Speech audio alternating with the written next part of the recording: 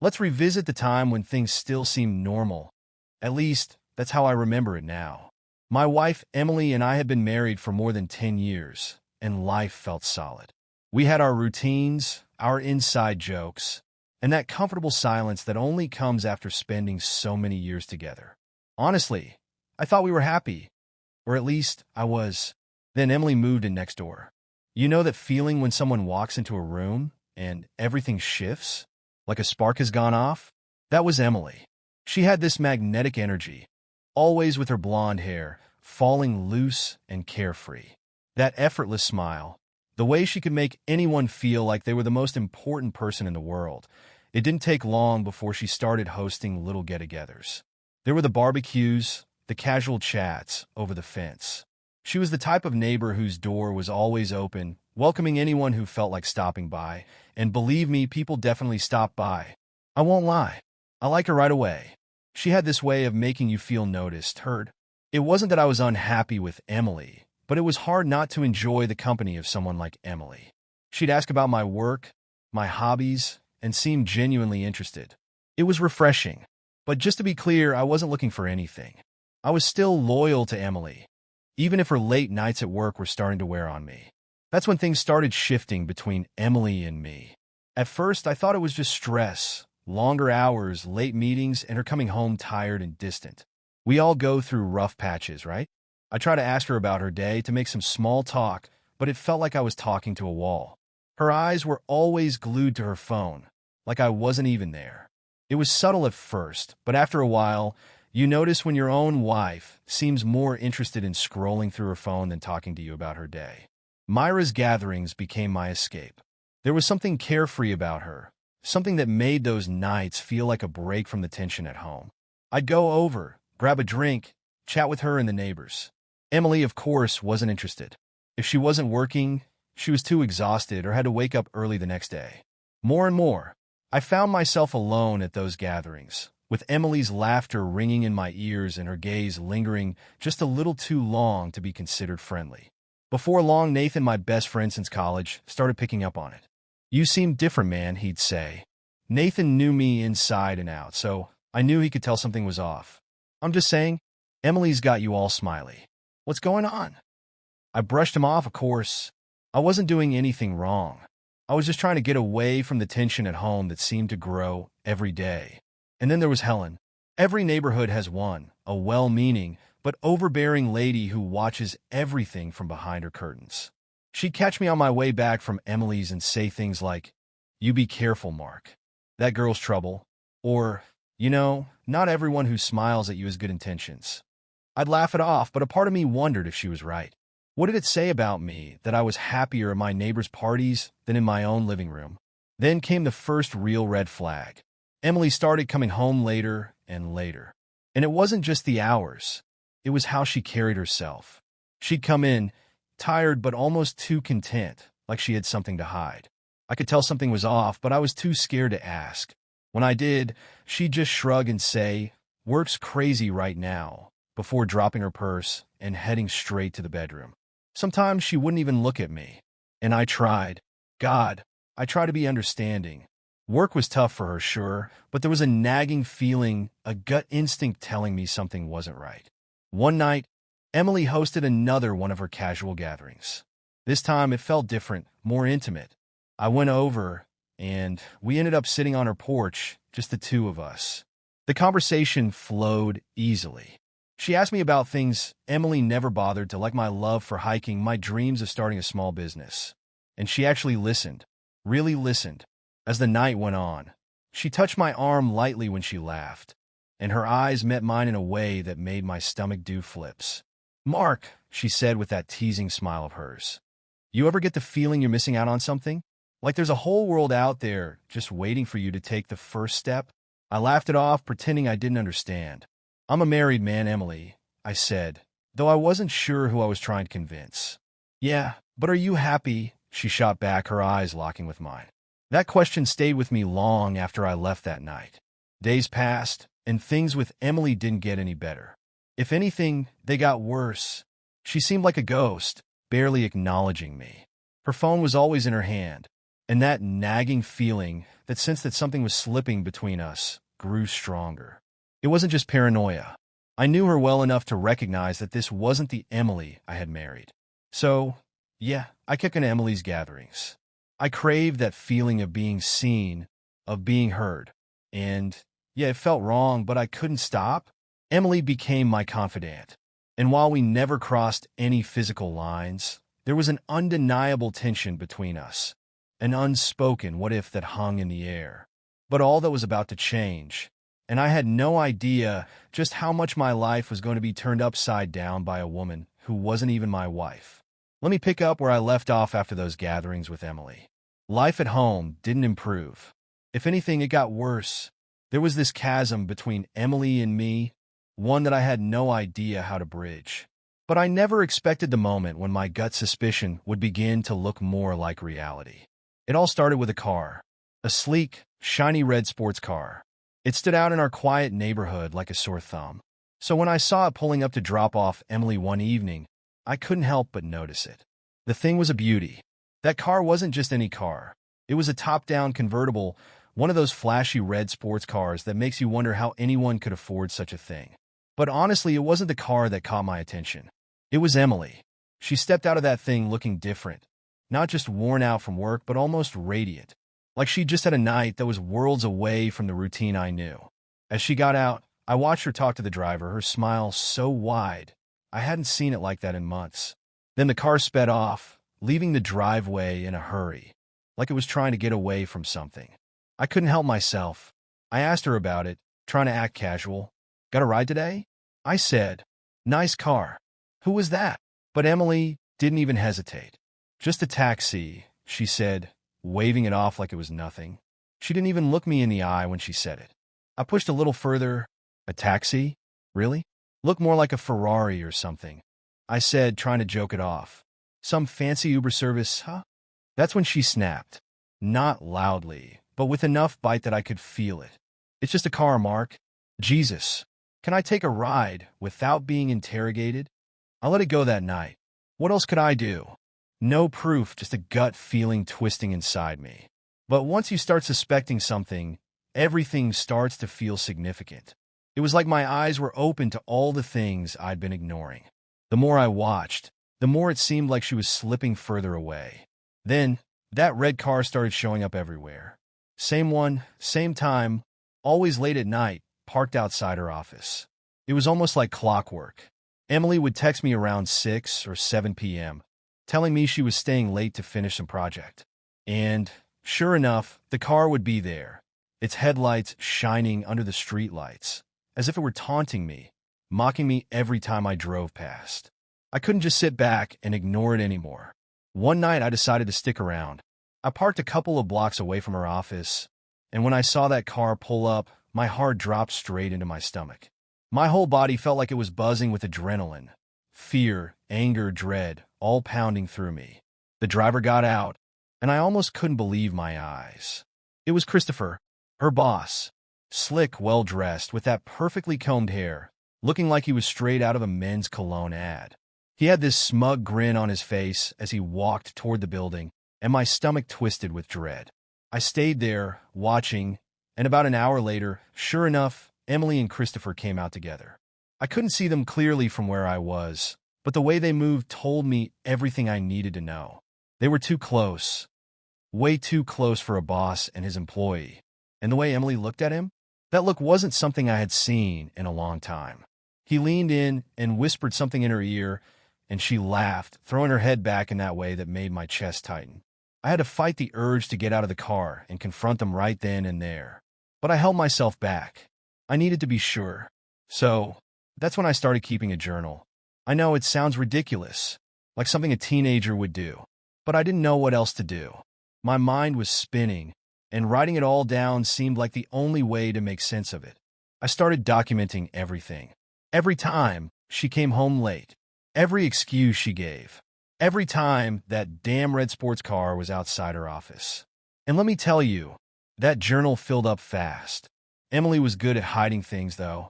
She went on like everything was fine, like we were just another married couple dealing with the usual work-life grind. But her phone? That was a whole different story. She started taking it everywhere with her, like it was surgically attached to her. In the shower, it was right there on the counter. When she was cooking, it was never out of arm's reach. Hell, she even took it to bed, holding onto it like it was her lifeline. And then I noticed the password had changed. When did that happen? I had no idea, but it was just another thing that felt off. Nathan, my best friend, could see it too. He could tell something was wrong. The way I was acting, the way I was carrying myself. How? By the fact that I stopped showing up to our regular Friday night hangouts. "You all right, man?" he'd ask, and I'd lie like I always did. "Yeah, just busy with work," I'd say, even though work was the furthest thing from my mind. Nathan didn't buy it, of course. He never did, but he didn't push. He just kept his distance, watching me, knowing I'd come around eventually. Things between Emily and I didn't cool off either.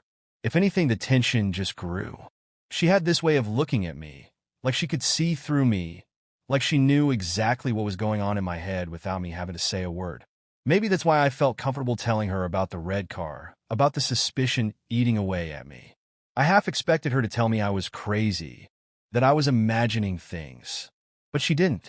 Instead, she just nodded like she had known something was off from the start. "Mark," she said, her voice low, almost a whisper, "you deserve to know the truth. Whatever it is, you deserve that much." And those words hit me like a lifeline, pulling me out of the deep sea of doubt and fear. But the truth? It wasn't going to come easy. And as much as I thought I was ready for it, I knew deep down that whatever I found out was going to change everything. By this point, it felt like I was living two lives. One where I was just a regular married guy going through the motions, and another where I was a paranoid detective obsessively trying to figure out if my wife was really cheating on me. And let me tell you, that messes with your head. Every little thing starts to seem like a clue. Every moment feels like it could tip over into some massive revelation. It's hard to say exactly when I knew, like really knew, that Emily was gone. But I think it started when she stopped talking to me altogether. Our evenings used to be filled with everything. Talks about work, dreams, random thoughts from the day. But now, there was just silence. We'd sit in the same room, but it was like we were miles apart. I'd ask about her day, try to make a joke, and she'd just nod distractedly or give me some half-hearted reply, her eyes glued to that damn phone of hers. It was like I wasn't even there anymore. And that damn phone? It became this constant, painful reminder of everything that was wrong between us. It wasn't just that she was glued to it all the time. It was the way she treated it like some kind of lifeline, a barrier between us. Every time I saw her with it, I couldn't shake the feeling that we were miles apart. When she changed the password, that was the moment I knew I had to do something. It wasn't about privacy anymore. It was about trust, or the lack of it. One evening, Emily had another one of her get-togethers. By this point, those nights had become my only escape. Being with her and the neighbors was like breathing in fresh air after suffocating for weeks. I needed that break. So I went over, and to my surprise, Emily came along too. I didn't think much of it at first. Maybe she was feeling guilty. Maybe she was trying to act normal for the neighbors. Who knows? But what mattered was she was there. And so was that phone. I remember it clearly. Emily was off chatting with some neighbor, and I was sitting on the sidelines, nursing a drink. That's when I saw it. Her fingers swiftly entering the new password. It happened so fast, just a couple of seconds, but I tried to focus to memorize it. I thought I had it locked in, but later that night, when I tried, it all came rushing out in a blur. The numbers, the taps, the swipes, everything was a haze. I cursed to myself, knowing I had just missed my chance. That's when the real desperation set in. I didn't just watch her anymore. I was obsessively watching her every move, like some kind of stalker. Every time that phone came out, my eyes were glued to her hands, hoping to catch a glimpse of that code. But Emily was careful, and that opportunity never came again, at least not right away. Then one night, everything finally aligned. Emily had already gone to bed, and I lay there, staring at the ceiling, running through worst-case scenarios in my head. Then, as if fate was giving me a sign, her phone buzzed beside her. Half awake, she picked it up, and just like that, I knew it was my moment. I turned away, pretending to be asleep, but I kept my eye on her, watching as she lazily typed in the code. My heart was pounding. I tried to commit each tap to memory, feeling like this was my only shot. And that was it. I had the key to everything. I waited until I knew she was completely asleep, her breathing deep and steady, before I made my move. This had to work. I reached over, trembling, and grabbed her phone. My hands were shaking, but I entered the code, and it unlocked. I let out a quiet breath, bracing myself for whatever I was about to find. Then I saw the messages. The texts, the voice notes, the photos. Everything. It was all between Emily and Christopher. The first message didn't seem that bad. Maybe I was misinterpreting things. But as I kept scrolling, it became crystal clear. It was like peeling back the layers of a rotten onion. And with every new layer, it got worse. She had told him everything.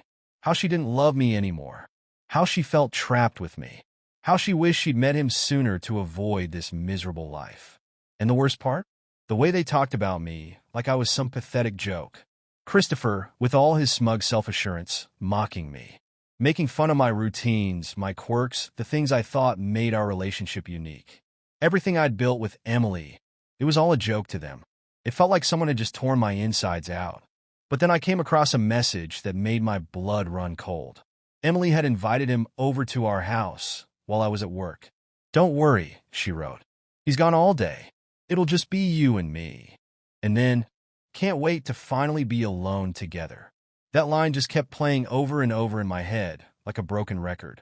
She wanted him in our home, in our bed, and she was so casual about it. No shame, no hesitation. I don't know how long I sat there, scrolling through those messages, feeling the ground fall out beneath me. Part of me wanted to scream, to wake her up right then and there, throw the phone in her face, and demand an explanation. But another part of me, another bigger part, just felt numb, like I wasn't even there, like I was watching a stranger's life unravel in front of me. Eventually, I put the phone back, crawled into bed, and just stared at the ceiling. The room felt different. The bed felt different. Everything felt wrong. And I knew, deep down, that from that moment on, nothing would ever be the same. The morning after, it felt like a bad dream. One of those nightmares that's so vivid, you wake up and wonder if it was real. But there was no waking up from this one. No, this was my reality. And it was worse than any nightmare. Emily acted like everything was normal, getting ready for work, barely even glancing in my direction as she walked out the door, her phone clutched tightly in her hand. And I just stood there, empty. The weight of the betrayal settled in my chest, a cold, heavy stone that made everything else seem insignificant. But I couldn't confront her. Not yet. I had to figure out what I was going to do next. Emily noticed something was off. I must have looked like a wreck, unshaven, bags under my eyes, walking around like a ghost. She caught me outside one day as I was heading to my car. "Hey, stranger," she said, leaning on the fence between our yards. "You look like you've seen better days. What's going on?" I didn't plan on telling her. Not really. But the way she looked at me, genuine concern in her eyes, it felt like I couldn't keep it in anymore. "Can we talk?" I blurted out, my voice shaky, barely able to meet her eyes. I need to talk to someone." She nodded, that warm, reassuring smile spreading across her face. "Of course. Come over tonight. We'll have dinner, and you can tell me everything." That night felt like a twisted therapy session. Emily's house was cozy, candles on the table, soft music playing in the background. She cooked pasta, and the smell of garlic and tomatoes filled the room as I sat there, trying not to break down. Once we sat down, wine glasses in hand, I let it all spill out. I spilled everything to Emily, the texts, the car, the lies, everything. And she just listened, really listened.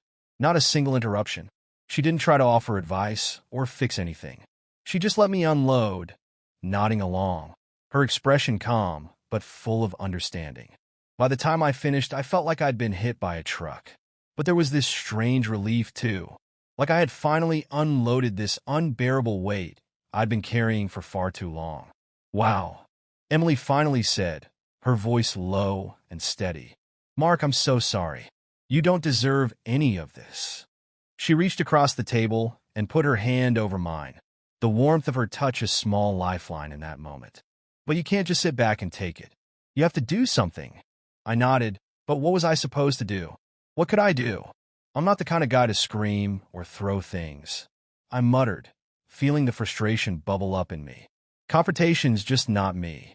I don't even know what to do anymore. I feel so powerless, like she's taken everything from me, and I can't even fight back.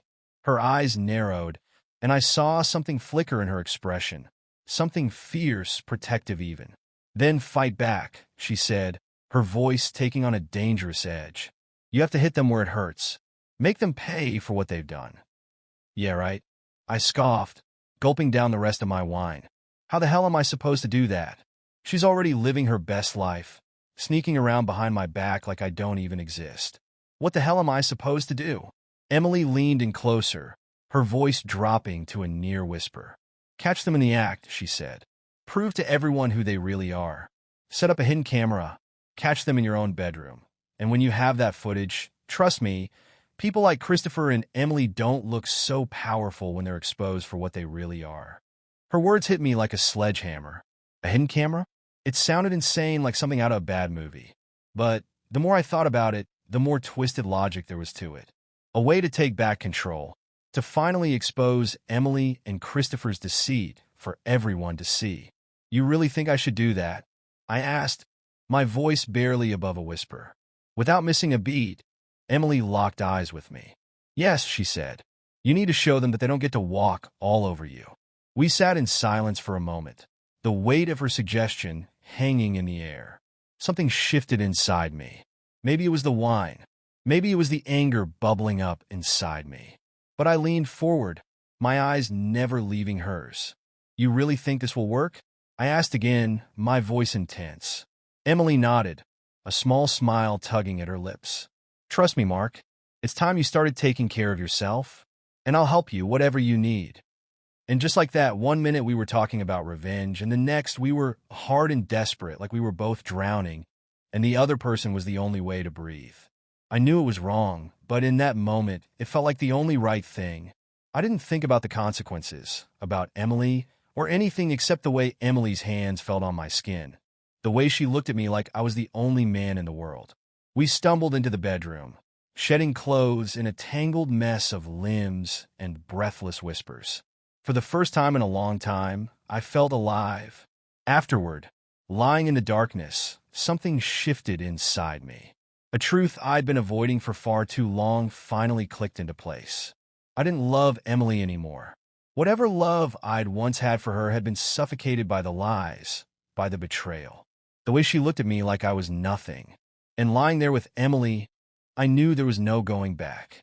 There was no fixing what was already broken beyond repair. The next day, Emily helped me get the hidden camera. We set it up together in my own bedroom, right by the bed where Emily and Christopher thought they could carry on their affair without anyone knowing. I stared at the lens. It's unblinking. I aimed directly at the bed. Are you ready? Emily asked. I just nodded, the weight of the decision sinking in. No going back now. The waiting was the hardest part. Days dragged by like molasses, each moment feeling like an eternity. I could already feel what was coming, but the anticipation gnawed at me. Then it happened, exactly as I had expected. Emily texted me, saying she'd be working late and not to wait up. A line that used to mean nothing now felt like a punch to the gut. But I played my role, just like she expected. I got home, made dinner, sat on the couch, and waited for the show to begin. I remember the door opening, Emily's familiar laugh, followed by Christopher's low murmur. My skin prickled with rage as they walked past me, barely acknowledging I was there, like I was some ghost haunting my own home. We're going to talk some business in the bedroom, Emily said, casually, as though I didn't already know exactly what was going on. Sure, I said, my voice steady, though disgust bubbled up inside me. And just like that, they disappeared into the bedroom, closing the door behind them. The clock ticked agonizingly slow as I sat on the couch, pretending to read a book, straining to hear any sound that slipped through the walls. Soft laughter, the rustling of sheets. That was all I needed to know. My plan had worked. All I had to do now was wait. The next day, while Emily was at work, I retrieved the footage. My hands shook as I plugged the camera into my laptop, knowing full well what I was about to see. And there it was, the high-definition betrayal, right there on the screen. I watched in disbelief as my wife, the woman I had loved and trusted for so many years, her boss, stripping away everything I thought I knew about her and our life together. Dignity? Gone. Respect? Gone. They didn't care who saw or what anyone thought. To them, it was like a game, and I was nothing but an afterthought. Just the clueless husband, too naive to realize what was happening in his own home. The sight turned my stomach, filled me with disgust. But at the same time, there was this sick, twisted satisfaction in knowing I had proof. I had them caught in the act, no question about it. And now I got to decide how this would all play out. I wasn't going to make it easy for them. This wasn't how it was going to end. So I uploaded the video anonymously to one of the biggest social media platforms, letting it spread like wildfire. Within hours, it was everywhere. I watched, detached, as comment after comment flooded in. Strangers dissecting every second of the video, calling Emily and Christopher out for who they really were. Some of the comments were harsh. And for once, I didn't feel a shred of guilt. They deserved every bit of the shame, every bit of the ridicule. And then the consequences started. Christopher got the first call. I knew it would happen, and I made sure of it. I sent that video to his office's internal network, ensuring it wouldn't stay quiet. No way. He was called into a meeting with the higher-ups, and from what I heard, he lost it. Yelling, doors slamming, all the drama. It turns out that having your affair broadcasted to the world doesn't go over well when you hold a position of power. Emily found out shortly after. At first, she was in denial. "This has to be a joke," she said, staring at her phone, watching the video on a loop. Then, just like that, her disbelief turned to rage. "How dare you?" she screamed, her voice sharp with fury. "How dare you do this to me? You've ruined everything." I stood there, barely processing her words. "I ruined everything?" I asked, my voice calm, maybe too calm. "You ruined it the moment you decided to sleep with Christopher." And then it all came pouring out. Not just words, but excuses, accusations, everything she could throw at me. "You were always so passive," she yelled, pacing like a trapped animal. "You just let everything happen. You don't fight for anything." I couldn't live like that anymore. It was hard not to laugh at the irony of it all. Here she was screaming at me for being passive when she was the one sneaking around behind my back with her boss. "I'll leave you for Christopher," she threatened, her voice cracking with emotion, tears filling her eyes. "At least he gets me. At least he makes me feel alive." That's when it hit me. I didn't feel anything. No anger, no sadness. Just relief. Relief that I didn't have to keep pretending. That I didn't have to fight for a woman who never planned to fight for me. "Good," I said, meeting her gaze with a steady calmness that shocked even me. "Leave. Go to him. Because we're done, Emily. There's nothing left here." And with that, I turned and walked out, leaving her alone to face the wreckage she had created. The next day, I filed for divorce. I thought I would feel guilty. I thought I might hesitate, question myself. After all, this marriage had once meant everything to me. But as I signed those papers, all I felt was freedom. A freedom that comes when you shed something that has weighed you down for years. Emily begged. She pleaded, tried to make deals, anything to avoid the inevitable. But I was done listening. She'd made her choice, and so had I. For the first time in a long time, I felt happy. Not because of the revenge, not because of the payback, but because I had finally taken control of my life. I was reclaiming my happiness and leaving behind the wreckage of that toxic marriage. And the best part? I didn't have to look back. While Emily and Christopher scrambled to pick up the pieces of their shattered lives, I was already moving forward. Into something better. Something real. It's strange how quickly life can change. One moment, you think you have it all. A perfect suburban life, a nice house, the whole picture. And then, in an instant, everything falls apart. But before you know it, you're picking up the pieces, rebuilding your life from the ashes. That's what it was like for me after Emily and I split. It wasn't a fairy tale ending, with everything neatly falling into place, but it was real. And that's all I had ever wanted. The fallout from the scandal was harsher than I expected, especially for Emily and Christopher. I didn't feel a shred of sympathy for either of them. They got what they deserved, No question about it. Christopher lost his job almost immediately after the video went viral.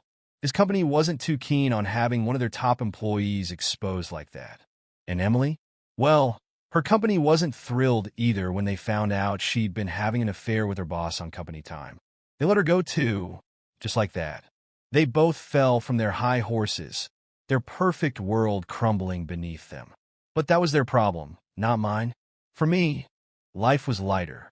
I'd love to say I had this elaborate plan for what was next, but the truth is I didn't. All I knew was that I needed to move on, and I wasn't doing it alone. Moreau was there, every step of the way. Through the divorce, through the whispers from the neighbors, the awkward glances when I went out. She was my rock, my constant. No matter how messy things got, she never flinched. I remember one night, sitting on her porch, sipping wine as we watched the sun set over the neighborhood. "What now?" I asked, gazing out at the fading light. She just shrugged and smiled that easy, reassuring smile of hers. "Now we start fresh. You deserve a new beginning, Mark." We both knew it. It was simple, but it was the truth. We started talking about the future, what that might look like, but this time a real future. One without lies or betrayal. Emily helped me realize that I deserved more. I deserved to be happy, to be with someone who actually cared about me. And as hard as it was to face, Emily's betrayal was the moment that shook me awake. I never imagined I'd reach out to myself, but somehow, after everything settled, I found the courage. She tried, over and over. Calls, texts, even a letter. They were all filled with regret and apologies, telling me she missed me, begging to talk things through. Honestly, I didn't bother reading most of it. I could feel deep down that none of it was really about me. She didn't miss me. She missed the life I'd given her, the stability, the comfort I'd always been. But that ship had long sailed, and I had already moved on, too far gone to even care. I didn't need her pity or her excuses. I definitely didn't need her back in my life. The divorce moved faster than I expected. We divided everything without drama. I didn't fight her for the house. I didn't try to take her for everything she had. There was no need. I was already free. And that freedom? It was worth more than anything she could offer me. More than money, more than property. And when the final papers came through, I felt a sense of closure wash over me. It was like a door slamming shut on a chapter of my life I was more than ready to leave behind. Emily and I started talking about taking a trip, a real getaway, somewhere we could just breathe and escape everything. A beach sounded perfect. Sand, waves, the salty air, and more than that, just being somewhere far away from the memories, the neighbors, the gossip. It felt like a fresh start, a clean slate. "Let's do it," Emily said one night, her eyes lighting up at the thought. "Let's go to the beach. Just you and me. No drama, no stress. Just us." It wasn't about running away. It was about beginning anew. And that's exactly what we did. We packed our bags, found a cozy little place by the ocean, and set off to celebrate a new chapter. I remember standing there on that beach, the waves crashing around my feet, Emily's hand in mine, thinking about how far I'd come, how much I'd changed. It wasn't perfect, but it was real. And it was mine. Emily? The last I heard, she was struggling, bouncing from temp job to temp job, trying to get her life back together. I didn't feel sorry for her. She made her bed. Now she could lie in it. Right before the divorce was final, she tried to reach out again. Said she needed closure, wanted to meet face to face. But I couldn't do it. I couldn't sit across from her, pretending like we could fix things, like we could ever go back to what we once had. I was done, and there was nothing she could say to change that. Christopher, on the other hand, he disappeared, quit his job, sold his car, probably ran off to another city to start fresh. Pathetic, really, how quickly he crumbled when everything fell apart. And Emily? She was left to pick up the pieces of the mess they created, but that wasn't my problem anymore. Emily and I, we were exactly where I needed to be. The beach trip was everything I didn't know I needed, a chance to relax, to start over. We spent our days in the sun, swimming, talking about anything and everything. Every day, I felt more like the person I used to be, the Mark I had forgotten. Before the lies, before the hurt. Looking back now, it's easy to think I should have seen it coming, that I should have done things differently. But the truth is, I don't regret any of it. Not anymore. Because in the end, that betrayal made me see things for what they truly were. It broke me, sure, but it also rebuilt me, made me stronger. And that's something I'll carry with me for the rest of my life. Emily and I, we're doing well. Really well. It's not perfect. Nothing ever is, but it's honest. That honesty, that openness between us, it means more than any picture-perfect marriage could have ever offered. We're planning to travel more, to see the world, to live the kind of life I always dreamed of but never thought I could have. So, yeah, Emily's gone. Christopher's just a ghost from my past. And here I am, standing stronger than before, ready for whatever life throws my way. Because in the end, that's what it's all about. Moving forward no matter what, and finding peace in the chaos. For the first time in a long time, I'm at peace.